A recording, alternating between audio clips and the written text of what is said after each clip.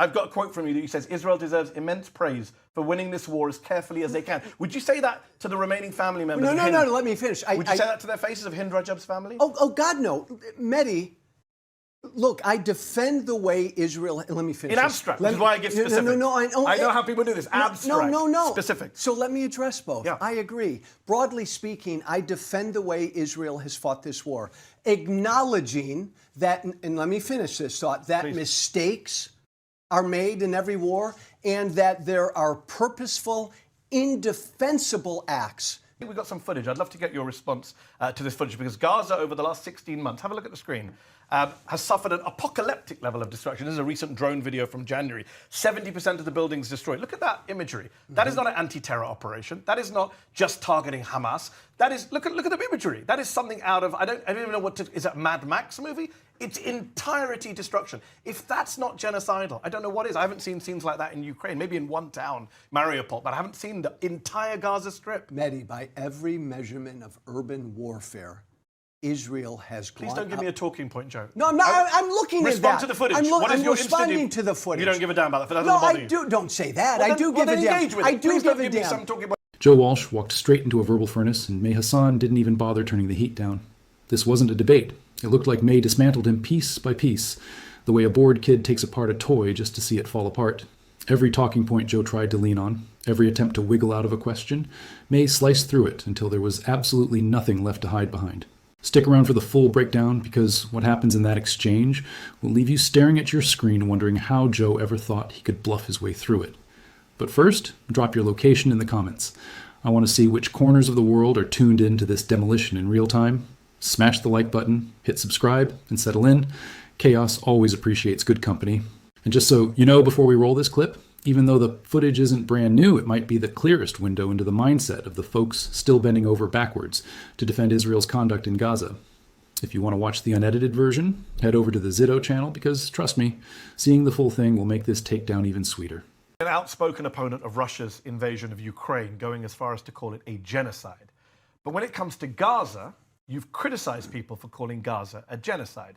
Why is that, Joe? Why is what's happening in Ukraine a genocide, but not what's happening in Gaza when far more people have been killed and displaced in Gaza than in Ukraine? I think it goes to motive and intent. I think Putin is trying to kill, and he has been for 3 years, Ukrainian civilians, kidnapping Ukrainian children. His intent is to kill civilians. You and I can arm wrestle. I don't think that's Israel's intent. At all. I think Israel... Even though Israeli government members have said far more genocidal stuff than Vladimir Putin has. Completely. There are extreme members of Israel's government. Not just extreme members. The president, the prime minister. There always have been. But the president and prime minister of the country I know, have said stuff that Vladimir Putin has not said about Ukraine. And yet Joe Walsh... If you said neither's a genocide, then I'd be fine. We'd move on. We'll talk about other things about Gaza. What I find fascinating is that you're happy to say genocide here, but if you say it there, you get mad. I don't get it. Well, I don't get mad. I just think... You do. I've seen some of your tweets. I just think Putin's intent is to eliminate the Ukrainian people. Based on what? His words? Based on his actions. Why is Israel's words and actions not the same? Israel's actions and words, again, you can find some, but Israel's... I could read you dozens. I'd be here all day if I started reading out all the genocidal statements from Israeli ministers. I can find you a more history Just a few days ago, Just a few days ago, the deputy speaker of the Israeli parliament and senior member of the Likud party, Netanyahu's party, said that the Palestinian civilians, his words, civilians, are scum, subhuman, and the women and children should be separated so that men can all be killed. That is stuff that Milosevic said. That is stuff I've not even heard Putin say. I don't hear Joe Walsh condemning that as genocidal. Well, I would condemn that, and I will condemn that statement. That's a genocidal statement. That is a genocidal statement. I'm saying, Mehdi, that is a very minority view overall in Israel. Oh, my God, in Israel's government and among the Israeli people. Well, put the Israeli people to one side. There's many polls. The Israeli government consists of Netanyahu and Smotrich and Amichai Eliyahu, who said, let's drop a nuke on Gaza. That's not the majority. You think... That is the Israeli government, Joe. They're the people killing the Palestinians right now, creating the post-war plan to wipe out the Palestinians with Trump to get rid of them from the place. All genocidal. Is it Israel's intent to target and kill Palestinian civilians? 100%, yes. You believe it has? That's been their intent from day one after October 7th. They've said it, Joe. The guy I just quoted to you. The deputy speaker of parliament said, "Let's kill all the adult men in Gaza." And I'm so telling you just put your hands in your ears. No. I'm telling you that's a minority view. That's not the majority. Okay, Benjamin Netanyahu said they are Amalek. What is Amalek, Joe? In the Bible, Amalek is kill everybody: men, women, children, even the donkeys. That's what Netanyahu said. Mehdi, I didn't hear Putin say that. Mehdi, again, I can find extreme things that members of Israel's government has said. Yeah, if Israel, that counts as intent, and that's why they're at the ICJ, and that's why ICJ is investigating him. That's why some of Israel's leading Holocaust scholars have said it's a genocide. If Israel wanted to exterminate the Palestinian people, they could have done it in 3 months. That's the worst argument you've ever made in all the time I've made. I'll tell you Correct. why. Vladimir Putin could have erased everyone in Ukraine with a nuke. No. Yes, he could. Oh, God, no. Yes, he could. Well, with a nuke. Yeah. But with a nuke, then... No, hold on. Your argument is Israel is not genocidal because they haven't killed everyone in Gaza and they could. I'm saying Vladimir Putin could kill everyone in Ukraine and he hasn't. Therefore, according to Joe Walsh's logic, Vladimir Putin is not genocidal. A different situation in this degree.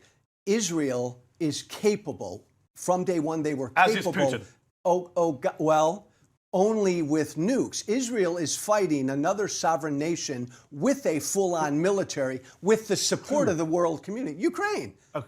Right, you meant Russia, you said Israel. Oh, I'm sorry. Russia, I'm sorry. So Russia literally has an opposing army supported that. But it could wipe it out. And by the way, the definition of genocide is not to kill everyone in a place. Mehdi, you know this, right? I do. They don't have to kill everyone to be genocidal. Oh, I know that. But Mehdi... But what they've done meets many of the criteria of genocide, which is why they're in front of the ICJ, which is why some of the leading genocide scholars in the world are saying it's a genocide. No. Omar Bartov, Israeli Holocaust historian. Amos Goldberg, Israeli Holocaust historian. Daniel Blatvick, Israeli Holocaust. They all say it's genocide. Are they crazy? These people study this for a living, Joe. But do you... Not you and me. No, I know that, and I respect those opinions, but I don't think that's the majority view. But secondly, going back to Russia... Amnesty International, Human Rights Watch, all say genocide.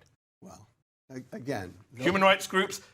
Israeli Holocaust historians, Joe Walsh. With respect. What do you know that they don't know? With respect. With respect. I'm sure it's more than Joe Walsh. But again, just to get back to Russia on this point, Mehdi, so Russia would be forced to use a nuke because Russia is fighting literally an army. But they could, is what I'm saying.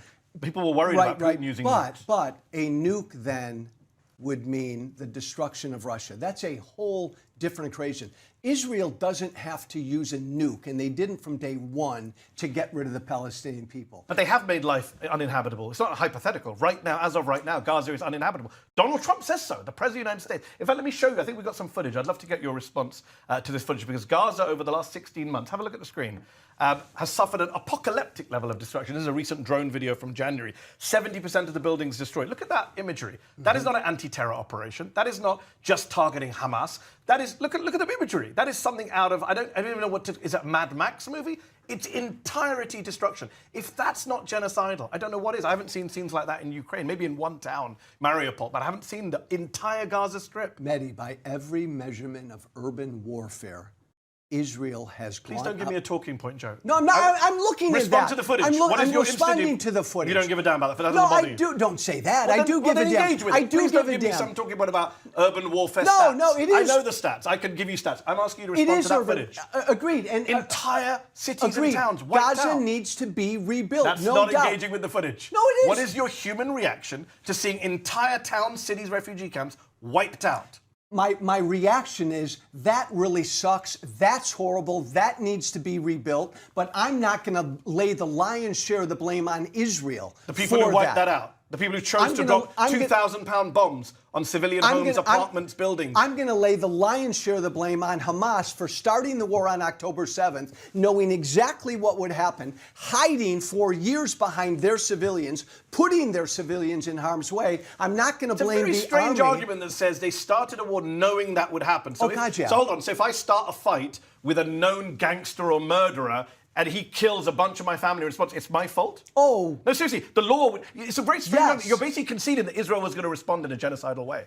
That's what you're saying. You're saying Hamas started knowing Israel would do that. That doesn't make it morally right what Israel did. I'm not conceding that's a genocidal way. What is that? What is that imagery in your eyes? I'm trying to understand what is that imagery. That is a horrible result.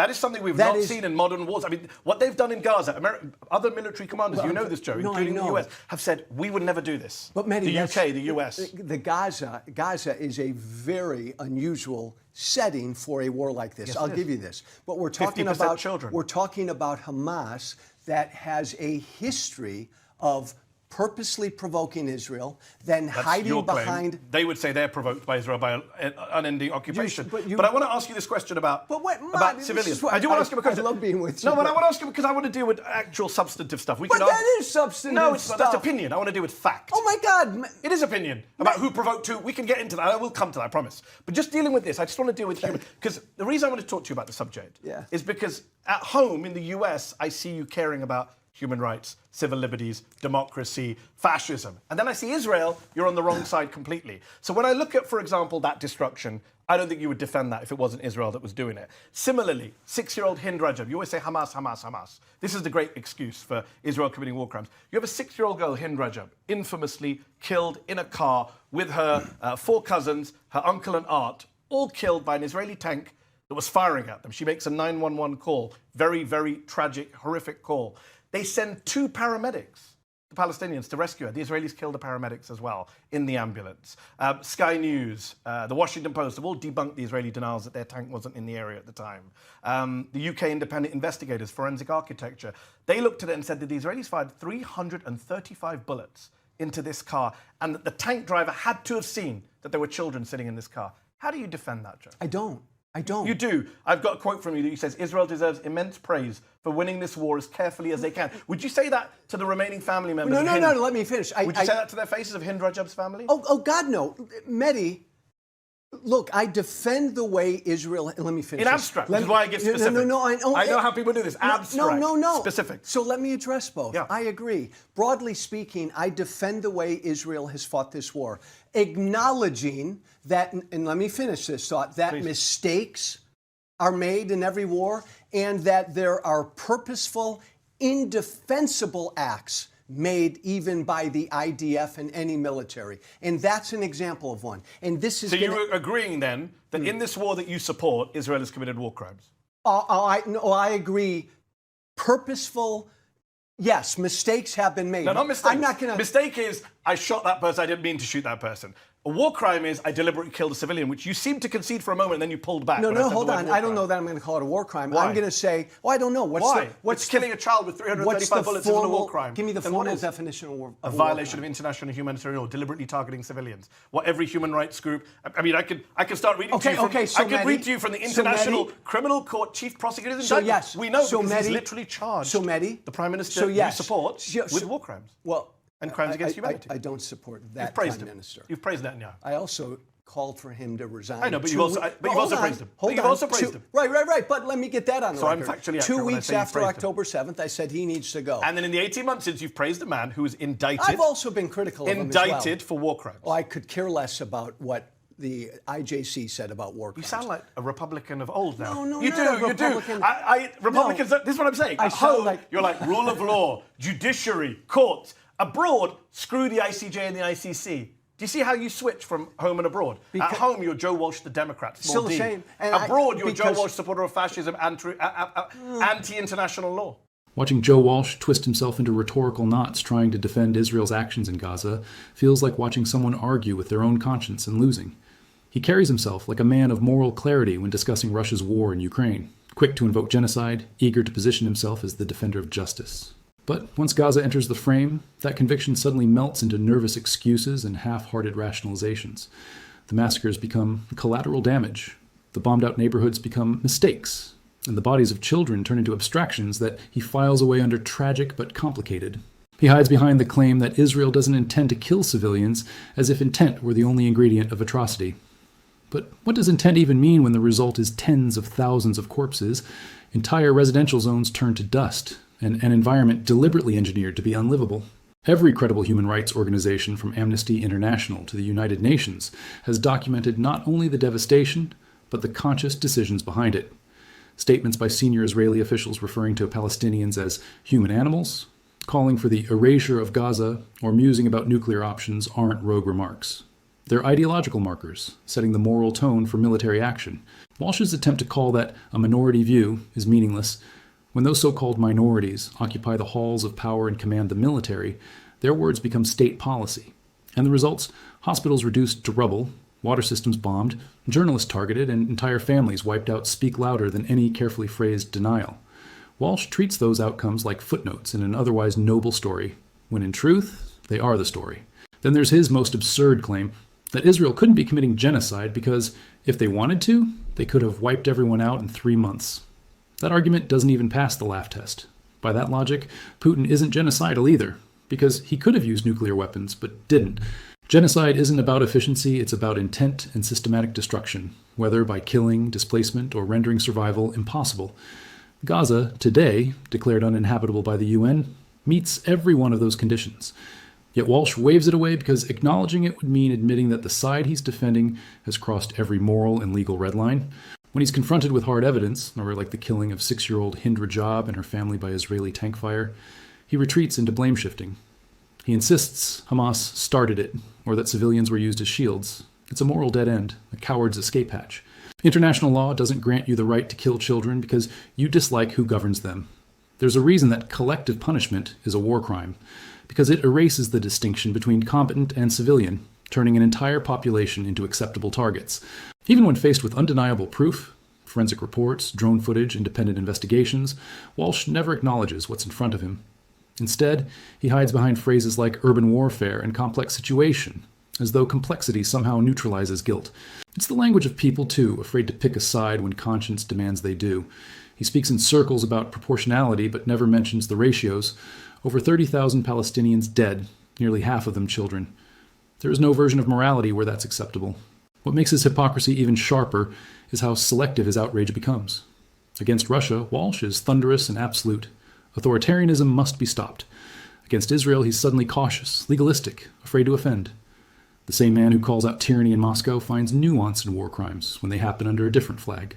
He praises Israel for its restraint, even as Israeli leaders joke about flattening Gaza until nothing is left. He mocks genocide scholars as alarmists, but quotes cherry-picked data to defend a narrative that's falling apart by the day. This isn't intellectual honesty, it's moral convenience. Walsh wants the prestige of being seen as a defender of justice, but only when it doesn't cost him anything.